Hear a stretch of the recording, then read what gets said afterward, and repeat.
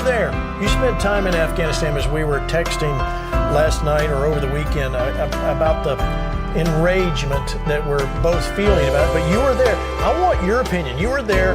You know more than any of us on this program because you were there. Give me your first thoughts as we go in tonight. I think the first thoughts are, my first thoughts is just an embarrassment. You asked me to talk yesterday, and I was enraged. So probably not in the best state of mind to talk. The Afghan people are much like any people around the world, whether they're Hazara, whether they're Tajik, whether they're Uzbek, whether they're Pashtun. They want a good life, food for themselves and their family, and they want a better life for their children than they had. So, taking the religion article out of it, it's a culture that's steeped and it's different than ours. And we've got politicians who go in there and try to put a Band-Aid that looks like U.S. Law and U.S. Republic, and that's just not going to work there. So the political solution, we always say that war is a result of failed policy, failed political solutions. And this is definitely one that went in there, just like some of the Iraq issues from the beginning were handled wrong and created problems that were almost unsolvable in Iraq. The same thing happened in Afghanistan. Afghanistan never was a strong central government. It was regional powers with a jirga or a consensus central government. And we tried to put a strong central government in Afghanistan that Karzai, his brother, manipulated with U.S. agency money and drug money. And it was just a debacle from the get-go, fraught with corruption.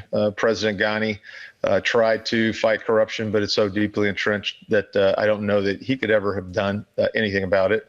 But to see, I sent your producer some images that we got from down in the Kandahar region today. A physician, that's actually the second shot. That's him kind of falling down to this mass grave. That's the actual physician that was there down working for the government in Kandahar, and the previous shot was him being executed and dumped into a mass grave, and then the final image really shows bodies just being dumped into that mass grave. So it's ludicrous to me. You hear these idiots from the White House and the State Department saying, "We've got the strong agreement from the Taliban to be nice." It's just idiotic. The Taliban does not have a command net. U.S. forces over there. If General McKiernan got on the horn and sent out to all the divisions in the brigade combat teams, hey, this is what's happening today. Everybody be aware. That information gets disseminated rapidly because we have centralized communications, decentralized execution. Taliban don't have any. There's no structural chain of command. There's factions and there's sub warlords, and they're based on regional hierarchy, and they do what they want to do. So to think that something nice is going to come out of this is just insanity. The whole situation is a lack of planning and a lack of situational awareness. I know if General Scotty Miller had been there to oversee this with the right authorities and not, we call it an 8,000-mile screwdriver, from the State Department on K Street, trying to direct operations in Afghanistan and Southwest Asia, just basic military planning principles would have overcome this fiasco, gotten the American people out. From what I understand, there are still 10,000 Americans. There are contractors all over in different places who are still stuck in place, and there's no plan that I'm aware of to get them out. There's no plan that they're aware of to get them out. So we're getting calls. That was pretty much my whole yesterday, talking to folks, Afghans, Americans, other contractors. Yeah, Colonel, I want to go back to the pictures. I want the people to understand what they just saw. That was today. Now, explain again. Correct. We got those pictures today. That's probably from yesterday. All right. So who is the who's the gentleman down there on the ground? He is a physician, a doctor, and down in the Kandahar region. And why are they Correct. executing him?